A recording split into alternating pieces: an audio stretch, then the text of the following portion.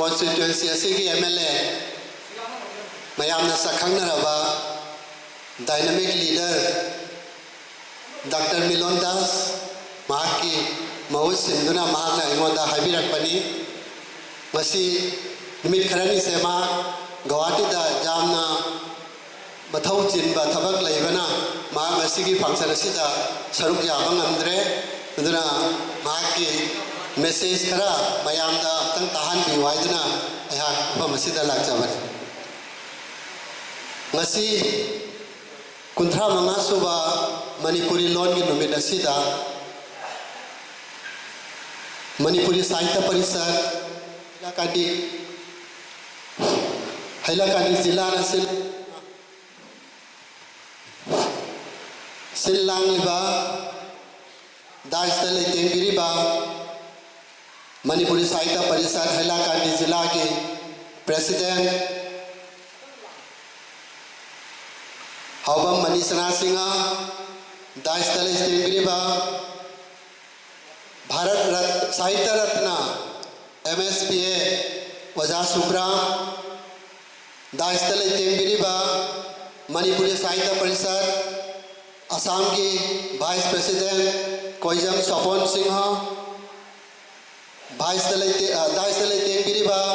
Thaugan Marup Jaribon ki President N Monindra Singha President MMAMCLA IBD Manipuri language ki committee ki President L Khogendra Singha Daista Leiteng Biribi aikoi Jaribon Mera Paibi ki President aikoi Thaurani Bimala Sharma Daista Leiteng Biriba aikoi Sahitya ki kari Manipuri Sahitya ai ba Manipuri President Oja Noni Mangda Leksin Biriba Saknareba Oja Singh Satra Satri Singh Ima Indo Singh Aihakna Mayamu Mayam Yamfamda Ikai Kumda Boga Benana Puram Jari Ngasigi Mifam Masida Aikoi ki MLA Dr. Milon Das na Paujel khara mayamda pibiruso haina thajarak pasida aihakna mayamda aduki matik nuaijana pongdok chaningi maramdi chakhiba mamang haugiba August ki tang 13 athoba sigi ningsi numita mahak mafam atuda lakpirami mahakna mayamda so lauthok bigrabani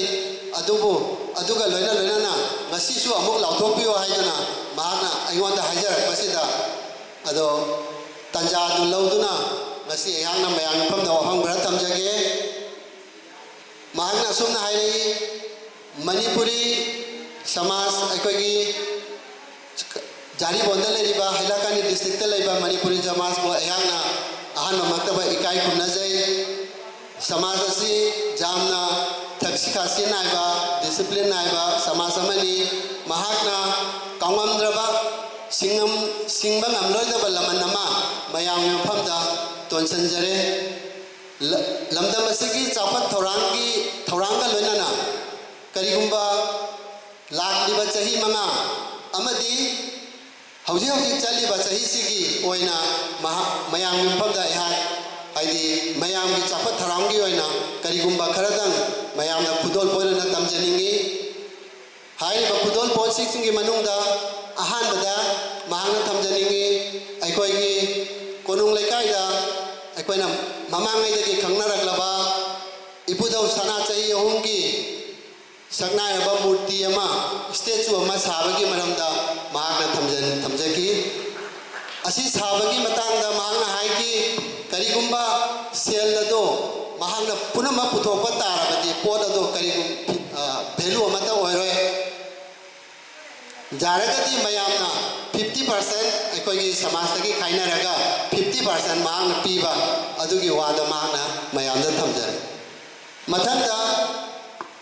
South Hailakandi ex servicemen association ki guest house ama sabagi wafamsu mahangna thambirei mathangda ꯑꯩꯈꯣꯏꯒꯤ Manipuri Meitei ꯁꯃꯥꯖꯁꯦ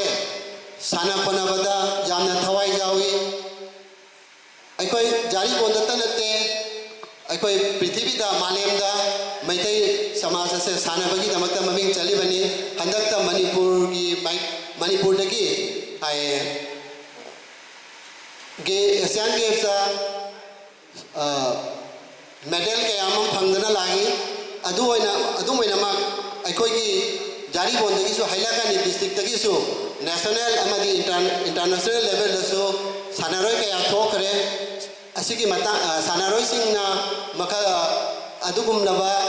national game international game सरुक जारबी मसा मसा की चाकरी तौदना हौजिकसु लैनरी मरम अदुना राजेश्वरपुर sport complex साबगी वाफम असी सुंसोय सोयद्रबनी lump खजिकी अवाटपा lump बीघा मंगागी करिगुंबा canoe खरा लेबदगी वाफम असी हौजिक पंदुना लैरी करिगुंबा लम असी सोयदना मयामना पीबा तारबदी असिगी स्पोर्ट कॉम्प्लेक्स असे राजेश्वरपुर सारगनी हायना मांगना असिगी वाफम असिसु थंबिरे मथंगा अखोगी लाइनिंग नौरिया पुलोगी अपोप हौना संग असिदा हौना संगी संगलेन अमा साबगी वाफम असु मांगना असिगी वाफम असे मयामना थंबिरुसु हायदना असिसु थंबिरई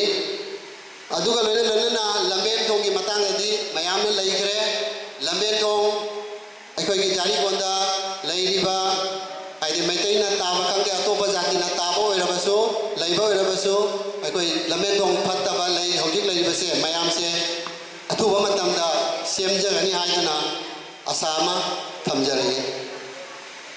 मयामना लाखलिबा चही मंगा असिगी मनुंगदा यामना चाउथोकचबा वाफम अमना अखोगी हौजिक यामना खुदोंग थिनिङाय ओइना यामना अखोई लंबेन थोंगदा यामना असुविधा ओइरिबा अखोई नतुन बाजार का फतिगाम का फाउनानबगी कदखा तुरेंगी मथक्ता ब्रिज अमा साबगी थोंग अमा साबगी वाफम असि मांगना असि सागनी हाइदना मांगना असिगी वाफम असे अइगोंदा हाइबिरुसु हाइदना थंबिरई अदुगा लोइना अखोई हौजिक जारीगोन लमदम कयादा हाइदि अखोगी खुंगंग कयादा अखोई भामोन की मांदोप मयाम अमा लैरी भामोन की मांदोप सिंग असि खरा मना हाइबदि मतम कुइनादगी लैरक्लबनिना असि जारक्तबा जाउनी असि अखोगी आसाम दर्शन की मखादा मांदोप सिंग सिगी सेक्शन थौरांग अमदि मांदोप सिंग असि नौना मुक साबगी यारगदि अखोगी ऑर्गेनाइजेशन लैरिबा अखोगी पार्टी की म्यूट सिंग लैरिबा माइगैदि हांना निंसिंग जनिंगी मरमदि अखोई मागी खुंदा लैरिबा भामोन की मांदोप सिंग अदो हाइदि ममिंग का लोइनाना मफम लमदुगी ओनर का लोइनाना मिंग अदो पिखलंगनबगी दमक्ता मागनसु असिगी वाफम असे निंसिंग बिरई लोइनाना अखोगी मणिपुरी साहित्य परिषद की भवन मणिपुरी साहित्य परिषद की भवन की मतंगसु वारी सानरुए वारी सानबसिदा मणिपुरी साहित्य परिषद की भवन अयाना हाय मसी हौजिक फावदा हाफ तान ओइना लैरे मयामदगी कैनो तौदना आगे खाइगलगा बा अतोपा सोर्स तगी अखोगी संग असे हवतुना लैरे असी लोइसनबगी मतंगसु मांगना हाइरे हंदकी मतंग असे मसीदी गमरोय मन हंदकी मतंग हाइदि हंदकी सही सिदा नेक्स्ट सेशन नेक्स्ट सहीदा मदुगी थबक तो पाइखनबा होनागनी हाइना वफम असिसु मांगना हाइबिरई मरम असी हाइरगा आइदि मयामदा अखोगी मणिपुरी साहित्य परिषद नत्ते थौगन मरुक खंगदे अखोगी ngasiगी लैरिबा ऑर्गेनाइजेशन सिंगना अमत्ता ओइना अतै करिगुंबा अखोगी ओइबा अखोगी समाज की ओइबा सागैगी ओइबा चापत थौरांग मतंगदा करिगुंबा चिथा नांदाउबा लैरबसु अखोइना करि तवन तौनिंगी करि सानिंगी हाइबदो माका पुन्ना फमिनरगा अखोई मंगोंदगी अखोगी करि जसा लौबा यागनी हाइबदो अयाकी अचेत थाजबनी मसिदा अखोई लैबिरिबा khang hairaba naron ahalon sing mafam asida leibiri akoi sari bonasu mayam leiri akoi mayam amukang punna aijing asi akoi sanachayugi murti saba haire akoi lamgi mathauni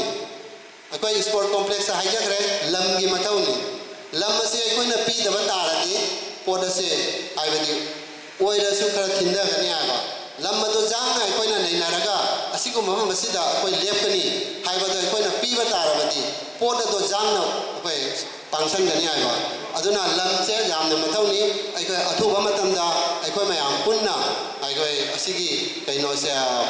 changsan bagi mathau tai akoi mayam committee ama sub committee ama semaga asigi pot se akoi changsan bagi mathau tai aroi bada ayakna mayam famda mayam punna amatta oina hailakandi district asibu mapung phana chawkhan bagi maramda apun ba thaudang lomina si hairaga hai aduga lena lena mangna election gi mamangda thambigi ba produce leiba akoi gi hailakandi da medical college hailakandi da engineering college hailakandi da university cancer hospital hai base mathang mathang medical college ki wafam ase katlisora da lam jingna loigre athuba matamda ayang matamda medical college saba horagari asima ki achel pa thajabani ado mayam punna amata oina aide hailakandi district asibu chawhatpada mating pibiu haiduna mayamda puram jaraga hajarai asi hairaga mahaki wapong asi matang sindal sanjare mayam thagachari